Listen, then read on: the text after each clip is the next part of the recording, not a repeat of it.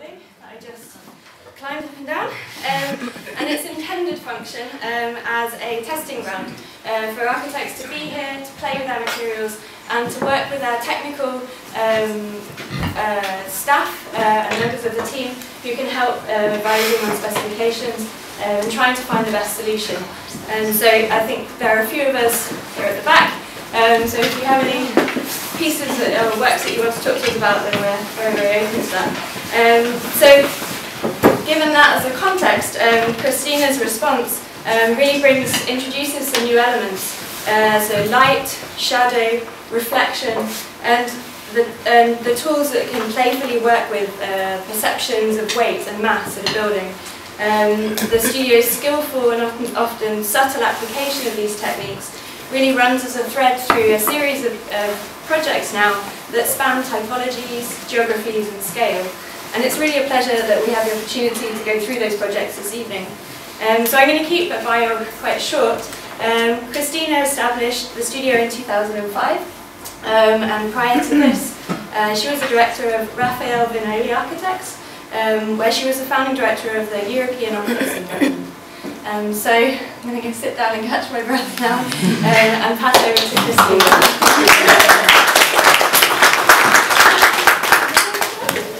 Well, thank you very much, everyone. I didn't expect such a full room, so the technical hitch was that I can't read my notes, but it's okay. It's going to be better that way.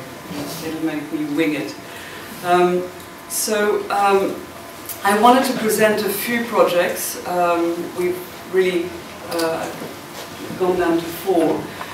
Some of them built, some of them under construction, and some of them competitions that we've lost. And I think it's sort of it doesn't matter. It's nice to show them and to show the ideas that run through it. We have been developing a language, or we've been developing an architecture that is not stemming from a pre-established aesthetic notion, nor a pre-established sort of intellectual notion, but there are themes that run through our projects, and I thought it would be interesting to highlight these projects through those themes. So I've picked 3 themes, light as a building material being one of them.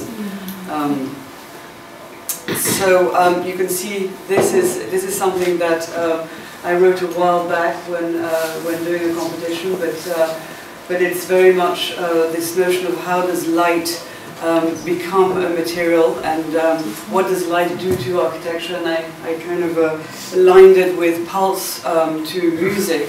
So it's sort of the witness of time, the metaphor of life, and in a sense, the life of a building very much manifests itself through the way it produces and modulates its light. So, just in terms of light, I mean, light can only be seen once it's reacting against another material. So you can't see light through glass, but you can see light through fog. And I think there's something quite ephemeral and quite beautiful about capturing light, and the notion that it actually is constantly changing. But it actually starts forming a material, so the intangible becomes tangible and the immaterial becomes material, and I think this picture shows that. Jim Terrell is obviously one that's been a master at capturing light and playing with light, and in terms of really densification of air or densification of spaces, and also this notion of completely masking the depth of vision through the clever use of light and the clever use of his detailing through rounded corners. And nature does it also wonderfully well, and it's something that we may or may not understand. I certainly don't, but there is again another life and an awesomeness to the way light can be captured in nature. This transparent lamp with Nendo, I think, is a wonderful example of fudging the boundaries, sort of breaking the boundaries through the notion of light and through the notion of films. Nowadays we have such good films that we can apply to glass, and sort of really starting to play with what is material, what is immaterial, and the perception of a volume or the perception of a shape. One of the early examples, this was actually our second project, but this was a very early example of using light to capture an element. And this was a residential property in the Swiss mountains, and half of the building was below ground, so it's really suffered from very poor light conditions at the core of the building. And we created this staircase in the middle, and what I wanted to achieve was a very light separation between living and dining, and trying to find a way that the stair could literally float in between the two. So trying to get rid of the complete structure of the stair and having a very soft timber stair hanging onto 4-meter cantilever glass pieces. So it shows you here how delicately the stair floats between the glass. The glass is cantilevered from the floor. It has an LED piece in between, and the film in between was designed to carry the light as much as possible. And the stair really comes alive when the light conditions come down. So you can the light levels increase, and suddenly the stair becomes a different element and a different color, and really becomes a luminaire or a lamp shade in the middle of it, and it creates these sort of wonderfully ghostly effects, and the children love it. So that's nice. This was a more recent project, and we work at all scales, and I think it's a very important thing. I mean, one of the things of leaving Raphael Vignoli Architects is I only dealt with the immense scale and the immense project, and sitting in rooms with 400 consultants and clients, and then suddenly sort of having to deal with a smaller scale, and it's something that I want to carry on doing, because I think that you can at some point lose the sense of scale and the human aspect of architecture, and sort of getting back into it. So we do operate at all scales, and this was we were asked by one of our clients, who's a gallery owner, we did a gallery, to provide a piece of art for an exhibition that was called Living with Art, and it was a design and art exhibition, and sort of trying to see how art and design are now merging. And so we came up with the idea of, again, this notion of floating mass volumes. And the idea, this came from Wellington College, and I'll show you the project after this, but this idea that you could have a mass, a heavy mass such as concrete, and give it the appearance that it's literally floating above ground. So this is actually the prototype that we have. And we have Wynne somewhere in here, a wonderful model maker, and we worked on this idea without drawings and without any kind of specifications. But the idea was, first of all, that it had to be either marble or concrete. And so Wynne came up with a wonderful idea of mixing marble dust with cement.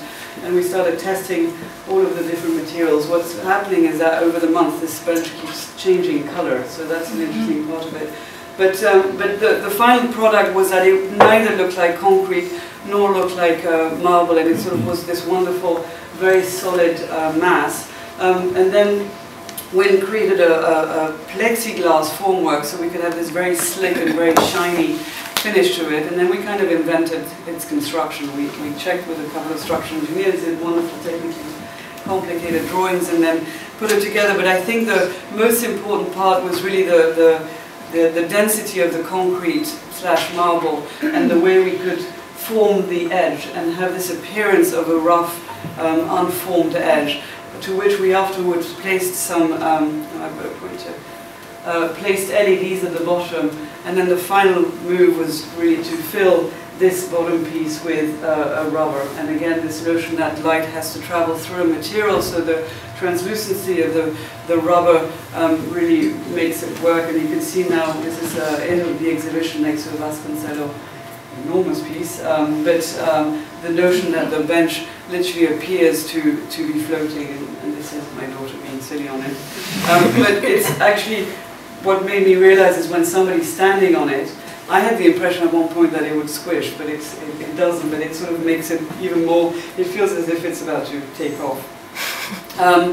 So Wellington College Performing Arts Centre, this was in a sense a big project or a big break for us. We were invited to this competition through one of the donors who we happened to meet, and this was an ongoing competition, and there were already 4 or 5 architects on it, and the donor sort of suggested that we participate in this competition, and because I had done theatres before and educational, and the school said, well, yes, you can, but we're not giving you more time, and there were 10 days left. And I just thought it's ridiculous to do a competition in 10 days. But somehow going on site and seeing the site and understanding what they were looking for and thinking that what they were looking for was actually completely wrong, we had the idea very quickly, and we were able to produce in great panic this competition in 10 days. And as it turned out, we produced more work than all the other architects, probably out of feeling guilty for having so little time. But the premise of the college, Wellington College, is a co-ed private school with 900 students, and right now they didn't have enough spaces for their morning assemblies. They have a weekly morning assembly with the head of the school, and they had to essentially do it in 3 different places and sort of have, while the headmaster was speaking, have a video link between. And then this, again, the site being right on the hinge or on the edge of the modern campus, which you can see on the right in the historical campus, couldn't be more different, couldn't be more uncomfortably sitting next to each other, and that was one of the issues that we wanted to really resolve through this building. One of the other interesting part of Wellington College is that they had come up with this notion of the Harkness model. Sorry. There we go. The Harkness model. So teaching, the traditional method of teaching is this, and what they wanted to do was to change this method of teaching and have it much more collaborative into a sort of conversation model. And they had set up this 8 aptitude idea with a scholar from Princeton in terms of new methods of teaching, and that was very much an informant for our building. The existing campus has the VNA Social Hub, which is the only social place for the whole campus, and we felt that putting a new cultural quarter or a cultural living room on the campus would allow some of the more artistically inclined students to have their own place to meet and congregate. The existing theatre is a 250-seat theatre. It was built in 1956. It's terrible. Acoustically it's terrible in many ways, so it's, that sort of always is helpful for an architect when you're moving on from something terrible. But one of the things that they had was this entrance to the existing theatre. We were to retain the existing theatre and reconfigure it, but they had, theatres is all about managing levels between street and auditorium and stage and get in and get out. And so they had a sunken auditorium at the front, which I call the bear pit, which really was a sort of scar in the landscape, and we wanted to react to that. The brief called for a new foyer that they wanted to put in the bear pit, and then this 1400 assembly hall adjacent to the existing theatre, which would be reconfigured into other functions. And we told them that actually we thought it was completely the wrong thing to do, that we should cover the bear pit and then create an educational plaza to deal with those buildings, which are educational building, and then create something in between the 1400 assembly and the existing theatre, and call it the cultural square or the cultural living room, and then have a very gentle slope managing between the levels of the campus, which is 90 here, and 4 meters lower here, 5 meters lower here, which is the forest, sort of managing in a very gentle, sloped way between the forest and the campus. And the forest is beautiful, so we wanted to expose it, and we wanted to create this very vibrant space, and then have a dance studio, black box, and rehearsal rooms for the artistic community. And then we created the auditorium, the 1400-seat auditorium, in a round shape. And the reason for the round shape was on many ways because the building, this mammoth of a building having to sit in a historical setting, we thought that actually a round building, a building that has no corner and that's permanently recessing into its landscape, was much more gentle on the historical landscape than some very bulky square building. So this notion of connecting the campus and the forest, and then creating this cultural living room, and then creating an additional performance space for the students by putting a theatre grid above the cultural living room. And so this space here between the existing and the new can be used as a performing arts space, and it also has windows onto the dance studios. It can be an art exhibition space. The idea was really that the students would be given over this space. There is a cafe there at all times, and that they're allowed to really curate it. And then finally, on the main auditorium, we wanted to bring in natural light, and we wanted to connect the outside and the inside of this building. So here is the plan of the building, and you can see here we're at the stalls level, so at the main auditorium level. And here is this gentle slope down from the campus, connected to the existing theatre. This is phase 1. This phase 2 will eventually get redeveloped. This is a cultural living room. And then this connection between this level here, 96, and then connecting back up to the upper levels was something that was very important, and I'll show you in a second. The other reason for the round shape is this absolute flexibility of venues. Again, this is a school. It's 3 months of the year it's not operational, so it has to be able to be rented out as a flat floor. In the summer they have conventions happening in there, so we needed the ability to quickly reconfigure and rent out the space when not in use. And you can see here the auditorium, a very simple, it's a very tight budget. £10 million for this building of this size is incredibly tight, and I still can't believe that we're making it in construction, so let's see, but for the moment it's okay. But the seating configuration split into two with balconies, which are accessible from the upper campus level and then the stalls level, which is at the 96 level. And you can see here the stage level. So the building itself is quite a large building. It has to be 12 meters tall, and we didn't want it to be so imposing. So we essentially buried half of it in the ground. So this is the campus level 100, and you can see here how we sort of gently manifest between one and the other, and having this very large landscape in front, and then creating this notion of a building. Now, again, if you remember the Wellington bench, we created we raised the cladding of the building, and we cantilevered the edge of the building, and we created this circulation space behind a piece of glass. So the stairs inside and outside are actually exactly the same, but a continuous circulation space in between. And this notion that the building really can change with the way we light it. And I'm not sure if this is. Is it working? It is working. But the notion that now that we have this very light space in between, and we try a little bit like if you saw the Turrell spaces where you kind of start playing with the vision of depth of the space, and just by changing the colors of the LED you really start creating a completely different kind of character to the building itself. I'm not sure if it is working. Yeah, it is.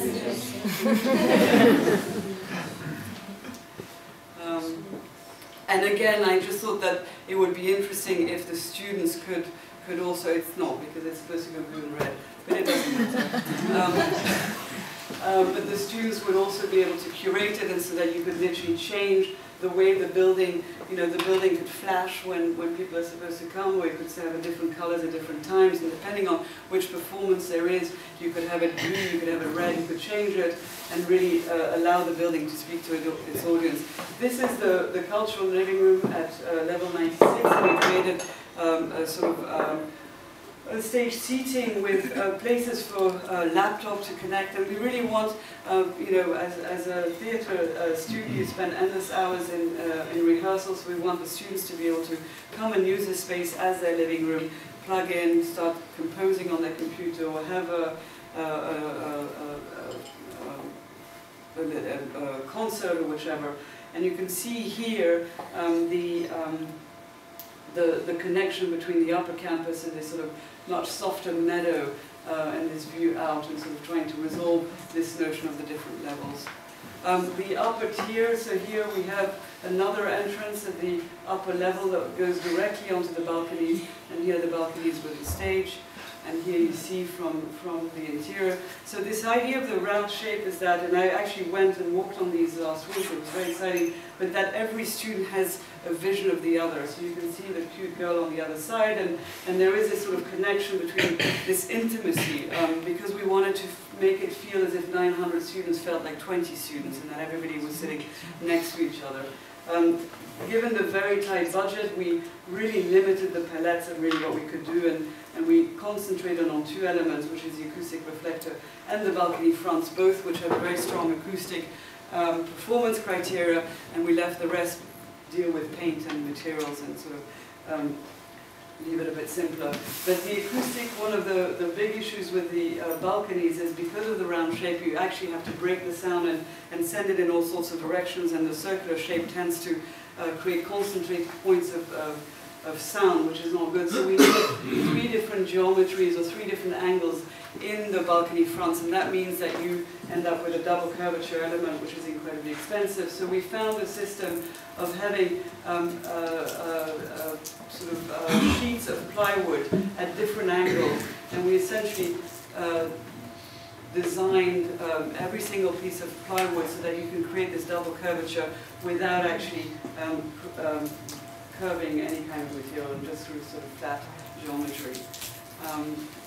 In terms of materiality, we went down the route of shugiban, which is basically burnt cedar. It's a Japanese root, and what we liked very much was the notion that the building is next to the forest, and therefore it wants to link it back, and the idea of a very rough, sort of not sleek cladding system, which is made up of different sizes of timber, which are essentially charred, and having this notion of a rough cladding against a very sleek white interior and the glass below. And these are all the cutting sheets, and we ended up with 511 different panels, but actually only 3 modules. We started with something like 1,000 modules, but managed to.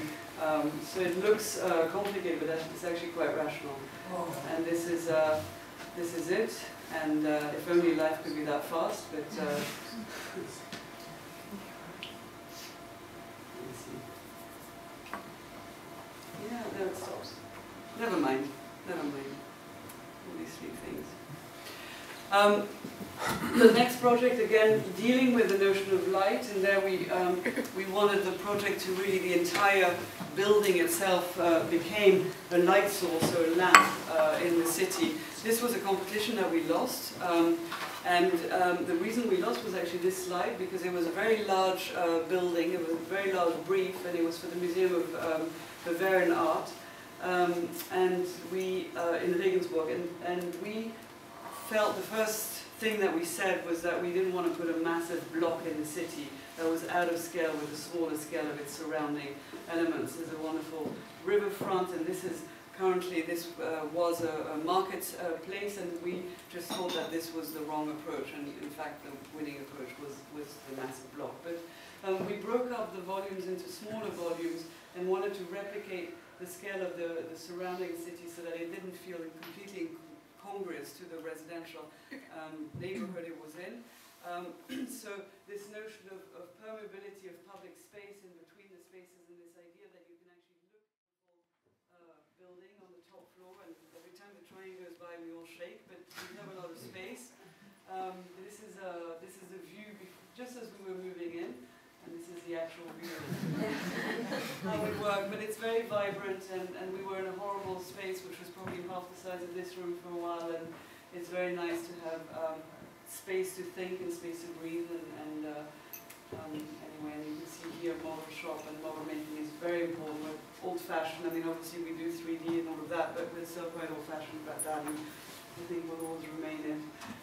We work internationally, and that came from probably my background at RVA in the States, and coming here and then working abroad and having this understanding of how to do it. But also when 2008 happened, I thought, well, either we close the office or we just do kitchen renovations, or we go further abroad. And we had done a project in Africa, and suddenly we were really concentrating in Africa. Nobody was going there. It's a bit of a difficult place. That's an understatement to work. And so we really, for a number of years, only worked abroad, and weren't able to really work here in the UK. But it was incredibly, I think, fruitful in terms of the development of what we do. The next subject or theme in our work is reflection, and this is the Matterhorn. I grew up in Switzerland, but this notion that reflection really extends and merges spaces which are very far from each other, and kind of merges and confuses the perspective of things, and I just thought that was quite enthralling. And you can see here a building just being reflected in a puddle of water. And again, the notion that suddenly it feels like a hole in the ground. And then the way you can actually fracture spaces or fracture visions is something that we found interesting. And this is actually our very first project. This was when I was still at RVA in my own house. But we created a big skylight, and then just by putting a mirror on the side, you can't really tell where the glass is and where the mirror is, and it's very confusing. But the wonderful thing is when I open the blinds in the morning, it's literally the whole clouds come into the bedroom, and you have the sky into the bedroom rather than just having the skylight looking out. And this is again my daughter. So this notion of we took it to another level in Bokšto. So this is a project in Lithuania. We've been working on it for 8 years. It's a World Heritage Site. It's quite a large chunk of the old town of Lithuania, of Vilnius. Sorry. This is the old town of the World Heritage Site. This is a quarter. We have an important quarter of the old town. We have this very large chunk. It used to be a cardinal's palace, then it became a monastery, and then during the Soviet occupation became a venereal disease hospital. So it's had a very interesting story. But since 1991, since the independence of Lithuania from the Soviet bloc, it fell into complete disrepair. One of the things that Vilnius was regenerating in the center here and in this other district here, but this space in between really wasn't regenerating, and we felt that we needed to produce something that would bring people to this area. This is the state of the buildings as we first started working with them. But this wonderful, Lithuania was never immensely rich as a country, so this wonderful Baroque, which is ultra simple and quite sort of proportionally great. And then you can see the state of the buildings with later additions during the Soviet times, which completely killed what actually is quite a beautiful Baroque building. So very much a state of disrepair. We only had a few drawings to work from, but the important thing, this was the original Cardinal's Palace. And the thing that I wanted to point out to you is that the Lithuanian Baroque had a roof practically as big as its base, and very, very simple facade and very, very simple roof with no articulation whatsoever. So if you compare this to, for example, the Austrian Baroque, which is much, much more elaborate, and then it has this wonderful vaulted structures on the inside of the building. We were given archaeological maps, which really was very important in terms of understanding how we could work with the historical fabric, and we immediately established what we should retain and what we should demolish according to the later insertions in classic period and Soviet period. The scheme is a mixed-use scheme with a residential element on one side and then a commercial element on the other side. This is a public courtyard, walled-in courtyard, and this is a private residential garden which caters to all of the residences. We essentially put offices, and in this particular building we also put below ground what we called cultural, but it's really a residential, a restaurant and performing space down in the Gothic vaults. So these are all Gothic vaults, and then down in the other Gothic vaults of this building, we're putting a very large spa with a 25-meter pool in it. It was very difficult working in Lithuania because the country was only, established itself since the 90s. The planning regulations, we got documents like that all in Lithuanian, and basically whatever we proposed, the local architects would say, no, we can't do this, this is World Heritage Site, it's not going to work. And so I asked the client to trust us, and we hired, literally out of a bar, a young Lithuanian architect, and asked him to translate all of the documents, and then we looked at UNESCO's way of approaching, and then we kind of argued with them that to not have new build is not the right approach. And then we argued with the fact that rather than mimicking architecture, we can start looking at these ideas of reflection. And this is the Alhambra, where landscape building are really, without one and the other, they just won't work. So they really are married together. And you can see this other example as well, how the reflection of the building is just as important as the building itself. So in 1D we had to put something as mundane as a fire stand and an elevator, apart from all the restoration of the building. And we argued that we didn't want to put it inside because we would ruin the existing Gothic vaults, and therefore we should put it outside as a new build. And we created this idea of a building, a small structure on the outside that really would disappear just by cladding it with a mirrored surface. And so here you can see this idea of the mirrored surface, and this is a rendering of it. We are actually fabricating the cladding, the mirrored cladding in Japan because of the quality and the ability. We weren't able to find that locally in terms of the level of quality, but wonderful quality. But the importance of this building as a reflective structure, and the interesting part is that it really, what it does is rather than mimicking the Baroque, it reflects it. And the building becomes, disappears, and what really starts showing is the landscape and the sky, and it really emphasizes its historical setting. And once we showed that to the planners, they accepted the fact that we could do new build in this area, and that we could do a contemporary insertion within this area.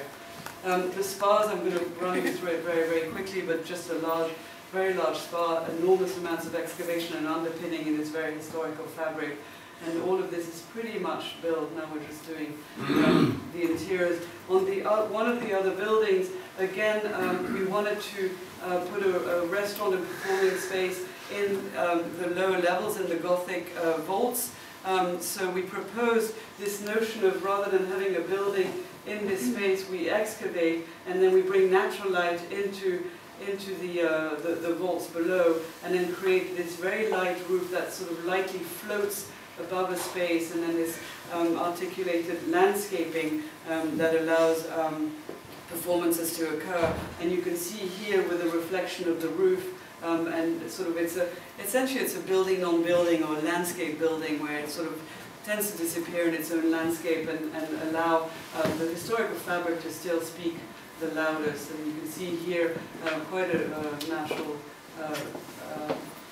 transition, and you can see, well, this is turned the wrong way and in the wrong format, but this is a sample of the steel. But what is very exciting is actually that birds flying, you'll see them, and there's a massive tree, so all of this seen from the top will have the reflection of this massive tree in the middle of the site. Finally, one of the elements, you can see that the whole of Vilnius with these Baroque roofs all have been occupied throughout the years, and they've all used V-luxes in order to be able to bring natural light and ventilation into these buildings. And we argue that actually the planning regulations said that you have to use clay tiles in the old town, and we argue that if we use clay tiles then we have to use V-luxes, and that actually that was only something from the 50s. It was very radical then, and it completely kills the Baroque. And what we really want to do is achieve this, which is the solidity of the roof and the simplicity, bring it back to the simplicity of the roof, of the Baroque roof in terms of massing. So we just created a lattice above the skylights made of metal, and that allowed light, and they're all they can all be opened up. But essentially this is a mock-up that we created, and this is what we had to create in order to convince the planners, and they finally accepted it. Sort of took a while. They finally accepted and changed the planning regulations of the old town in order to allow us to do this. And here is one of the roofs completed. So now this is our intervention, and you can see that this is the ground plane. We are now starting to underpin and excavate, and what I really like is this view where you can see the classical period, and then you've got the Gothic period peeping out here, and then here you have the SSA period. But it's this layering of history that we want to show and we want to keep, and this massive underpinning. And it's very interesting because health and safety is a different concept in that country, but it's been quite sort of daunting, the scale of the project and the construction. And this is a roof up above, which is above the restaurant, which will get clad, and you can see here the excavations down to the restaurant, and then here you have the vaults of the existing. And this is a view from above the restaurant roof, and you can see the big tree, which actually will be green and reflection of the sky. So anyway, hopefully they say it's going to be finished in about a year and a half, let's see, but hopefully we'll show you something more completed. The third theme that I wanted to bring, and it's this notion of structural approach to our building, and we do take structure is something that we think about from the very beginning, and it's we kind of think of ourselves as, or we like to think of ourselves as master builders, and it's not just this idea of creating. Now I'm going to show you two African projects. This one is unbuilt as of yet, and the other one is built. Working in Africa is very interesting because while you have more artistic license to do what you want as an architect, it's incredibly difficult to deliver it. And there are many things. The construction industry is very immature. You can't find materials. So in terms of the delivery side, it's very complicated. And then there's this perception that it's very unsafe. I don't really buy into that, but. Anyway, so we were given this project in Lagos following our first project. It was for a house. It's about, 1.5 hours outside of Lagos, or actually 1 hour, but depending on traffic. And there were two sites, a seafront site and a marshland site. This is the access to the site, so it's actually pretty impossible to get to. But once you get there, this wonderful view of the sea, and then you get on the beach, and it's absolutely spectacular. You can actually see the problems of plastic pollution in the seas, because this hasn't been touched for years or cleaned. But this beautiful long beach all the way along, so spectacular site, but really a shrub that sort of is the site itself 3 meters tall, and a line of palm trees that go up 20 meters. One of the big issues in Nigeria is security. And the client wanted a hyper-secure house where nobody could reach it. And so the first thing that we said is, why not elevate the main level up by 3 meters and allow the thorny bushes to create this protection around the perimeter, so that there are no access points except for one staircase to the very top. And then we also have an emergency staircase exit in case. But it's something that we really did have to think about. So we elevated a platform, an enormous platform, which also helped with the views, and we put the swimming pool within it. Now the swimming pool is on ground, you don't have to excavate it, the living rooms, and then the living accommodations next to it. And then dealing with the African sun, which is quite harsh, is creating this oversized roof. And the notion of an oversized roof is simply so that we can have a lot of glass, and the glass is always in shade at all times, and therefore you don't need as much shading. And you can see here, below ground, you have essentially kitchens and staff areas and parking areas and mechanical rooms. This is not below ground, this is at ground level, and then you come up one stair, and then you've got this elevated platform with living accommodations, and at the upper floor, the bedroom accommodations. And you can see here the raised ground plane. So actually the views out to the sea are much, much stronger. And we analyze the sea, the sun, it's pretty vertical, so that helps us actually, because it means that the cantilevers out, if we were to do this in England, we couldn't do it. But the fact that it's so vertical at all times meant that we could protect the glass throughout the year through this cantilever. And then we told our structural engineer that we weren't allowed to have any columns on this space, and that we just wanted something that floated. And then I saw this, I saw a violin, and I thought, well, that could be the idea, where you have steel beams, essentially pre-stressed steel beams, and then steel rods that keep together a group of glulam structures. So the glulam is so that it's the weight is as light as possible, and then these steel elements in between are really the main structural element. And all of this brings the loads back into these concrete, I'll show you later, not concrete, but walls, and brings it back down to the ground. And so it created this sense of, I guess, grandness, or not, it's not very subtle, but this notion that there is a mega roof that protects the living accommodations at all time, and that you have this sort of raised platform. And what's nice is that the swimming pool and the negative edge is sort of all is quite dramatic. And you can see here, you literally are floating above the landscape and the thorny bushes, so you can really protect this platform from anybody entering. We moved away from concrete because concrete is ultimately quite flat due to the cement, and we wanted to play with the idea of rammed earth. One of the reasons is that in Nigeria there are major tax imports, so anything that you import and all the concrete is imported, so it was very expensive and the quality was very poor. And we thought, well, what if we actually used the earth on the ground? And we started testing it, so we had to create a mock-up, and then we had to take it to testing laboratories to see whether this wall would take the kind of compressive and tensile loads that these walls required with the mega roof on top. And as it turned out, it did. But what's very nice is this layering of coloring and this very, very rich texture of these walls, so that they're not just simply exposed concrete walls. And you can see here, this is a view from the other side, but the shading created from the roof, because when you look up you can see the sky, and at night you can see the stars, because this is 50%, but it sort of also creates a very soft shading in the landscape up above. And here we start the last project, which is actually our first project. This is the reason that made me start the office, is that there was a very interesting Austrian character that walked into the office and said, I have a farm in Zimbabwe, and I'm not allowed to say it's in Zimbabwe, so don't repeat it, but, and I'd like to build a house, and basically I thought he was nuts, but the farm is as big as London, and it's worth nothing because it's Zimbabwe. But he was saying that after all the land reforms, he was able to retain the land, and he said that if he shows the locals and the people working on the farm that he's investing, he's building his house, he's building hospitals for them, they won't try to take the land, and that's his security, rather than trying to, create some kind of security force.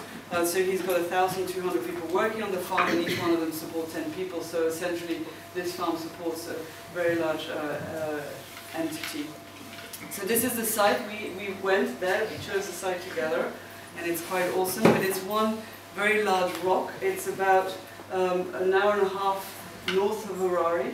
And despite what people say, it's an incredibly safe and nice place, because everybody's sort of been in a terrible situation because of Mugabe.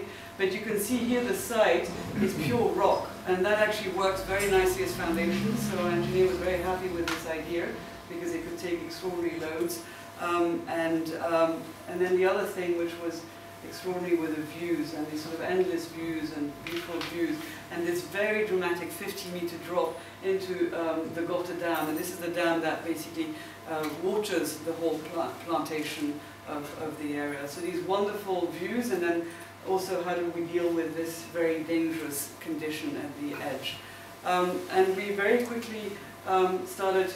We did several schemes and several ideas, but the idea that there's an enclosed living room and then there's an outdoor living room, and again, and then we just excavated a small portion of the rock, because when you excavate you need dynamite, so it's quite a big thing, where we put their master bedroom and children's bedroom all on one level with a small reflecting pool, and it's really living between the rock and the view. That was the concept of this building. And then we created these mega roofs that sort of appear to be floating. Again, the structure is very, very minimal, so this one only sits on 4 points, and it has 12-meter cantilevers, and you can see it here from far, and it creates this notion that the building is about to take off and fly over the Gotha Dam, and it sort of has this relationship with a very steep cliff in front of it. But again, just by framing the views and having these flying roofs above it that apparently have no structure, was part of the concept in terms of trying to live between the rock and the views. These are some of the rhino models that we developed, and you can see here 12-meter cantilevers, one roof oversailing the other, so you have this sort of strip of air in between, and some of the modeling that the structural engineers did. But one of the biggest load actually wasn't the gravity; it was the upwind from the lake up, and the good thing to be sitting on a big granite cliff is that the foundations are very, very strong. So we were able to deal with this uplift problem quite easily. And now, you look at health and safety in Zimbabwe, but them building this roof, and it was, you know, again, 6 years to build, very, very difficult. And you can see sort of wonderful, scary way of building. But the extraordinary thing is that while it was building, it was stop and start. We had elections. Everyone was put in jail because of the elections, and then everything started again. So it was a very slow process, and we would go every 6 months, and we would try to sort of help the construction along. But what we couldn't do is buy materials because you can't buy anything there. So we ended up only importing 2 things, which are the taps and the glass, and the rest was all whatever material we found locally we would use. And so, for example, what the granite excavation, you can see the lines where you drop dynamite and then you explode it, and it sort of peels like an onion, and they're called crusts, and usually you have to get rid of those.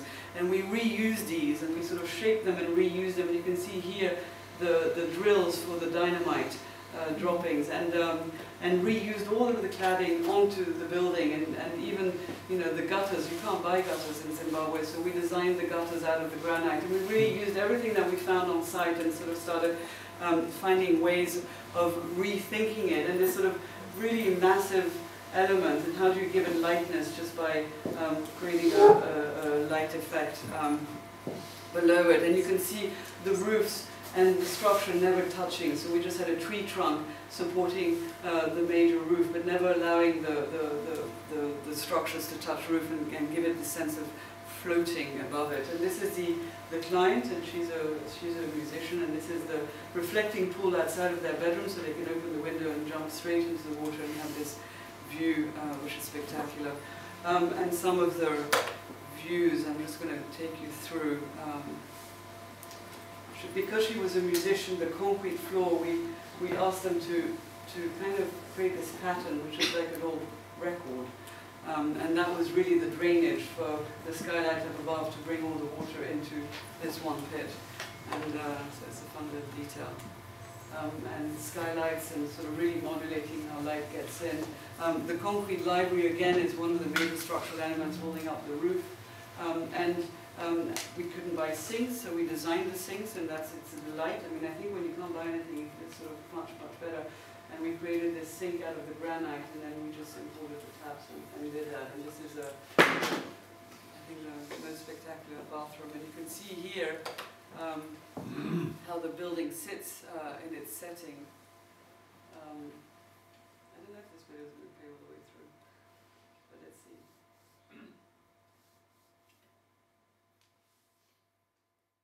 This is the external living room, which is really the space they use the most because it's all in the shade. Through to these roofs, you can see the floating roof and the chimney piece that supports the roof. Has it stopped? No?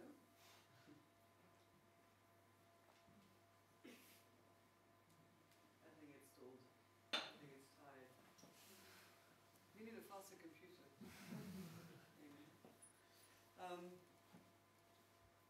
Anyway, that's it. I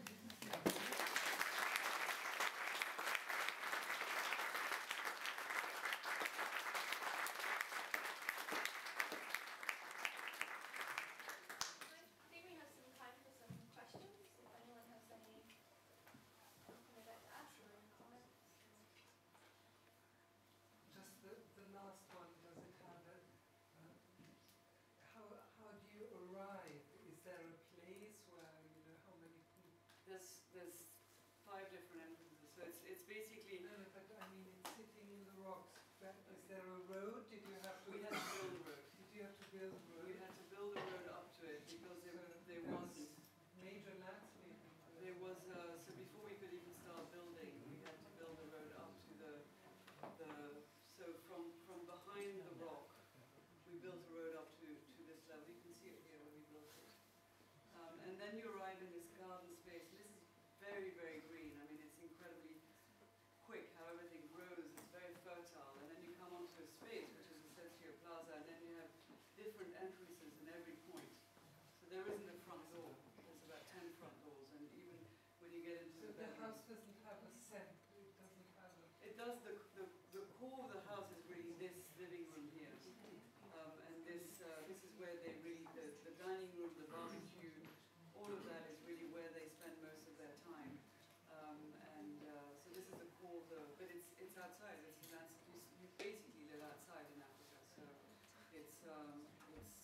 that's the center of the space.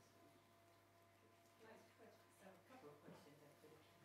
You said you do a lot of these projects abroad in places like Africa, and that materials are difficult to come by unless you order at cost.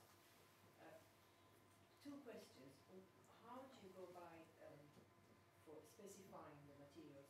How do you select it if you are remote from there? And also in the instance of this project, how did you source the craftsmanship? That must have been a challenge. Yeah, I mean, I think you've picked the 2 points that were the challenges of the project. I mean, the design actually was the easy part. First of all, the sourcing of materials, that we worked very closely with the local team, and we hired a young architect, and he kind of became an extension of our office. So it wasn't really, you know, a local architect versus us, and we hand over and we go home. It was really, you know, we were using the same server, etc. But we took a long time to figure out what materials we could use. And some of the materials, some of the wood, the client just said, well, I farm this wood, therefore you're going to use this wood, and it's in Morocco, and it was terrible, and that we had to make do. And so what we really did is a lot of mock-ups. And so, for example, the concrete, we were doing at the same time a project in Switzerland where the quality of construction is like spectacular, and they come with their trucks and they've got metal formwork, and it's just everything is perfect, and you know the sites are clean.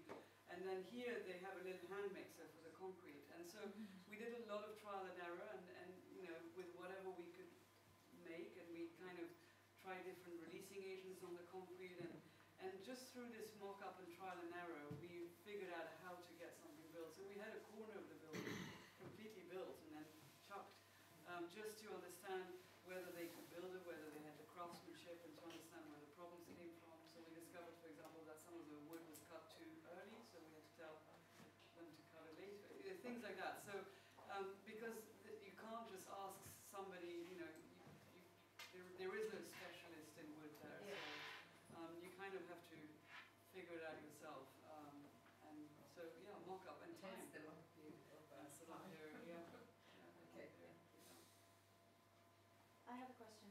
Now, it might be a really dumb question because I'm not an architect, I'm a marketing person. Okay, good. On your theatre project at the school, Yeah. you used a lot of timber as an external cladding, as an external facade. How do you deal with maintenance of that and long-term aesthetics and longevity of the appearance that you wanted to start with? Well, I mean, you know, if you go, you know, historically some of the oldest buildings are made of wood, and they turn black. And so the interesting part of this Japanese charring process is that what it does is it creates a seal around the wood, and it becomes fire resistant, funnily enough, but also insect resistant and moisture resistant. So it's kind of a protective layer. The other way of doing it is you can also stain it, and you can put some, you can apply finishes to it that sort of stabilizes it. But I think the most important thing really is to find the right wood, and making sure that it's not too green, i.e. that they don't cut trees that are too young and that they're already mature. And then you have to allow wood to age. I mean, it is going to crack and it is going to change, and that's part of, it's part of the, you know, it's part of the look, and it's part of the richness of it, I think. Okay, thank you. So.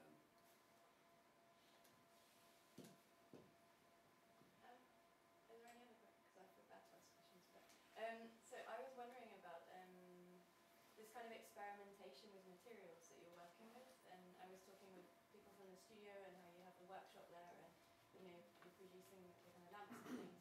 How does that factor into project when clients are coming to you? Do you have to kind of make an argument for spending that time building a corner of a house and then taking it down again, or are they coming to you because they see that in your work? Maybe it's both, or you can talk about that. I think it just really depends on the client, and I mean, the use of mock-ups. At the end of the day, you can do as many renderings as you want, as many drawings as you want, but it's really to see whether, you know, us as architects, we give a set of instructions to a contractor, and he takes these instructions and then carries it out. And So your set of instructions can be good, but if that part is not good, then it doesn't really matter. So we do push for a lot of mock-ups, and it depends on the client, but usually there is resistance, and we always ask to build a corner of the thing, and then we end up building this much, but at least we get something. So there is that, and I think it's also, I don't think we really, it depends again on the client. Some clients will take them as part of the design process, and some others we will just sort of say, well, here we are. Because some clients just like to know that it's been done 20 times before. So they don't like innovation, and other clients are very much into the innovation. Yeah. So I think it really depends. No, I think it's really special and very exciting. Yeah. I mean, the Lithuanian client, for example, is you know, whatever we draw, he really, you know, he wants to get it right, and he wants to get the quality right, and hence it's taking a really long time. But and then there are more institutional clients like Wellington, where the client is saying, look, you make sure that it looks right, but just get on with it. You know,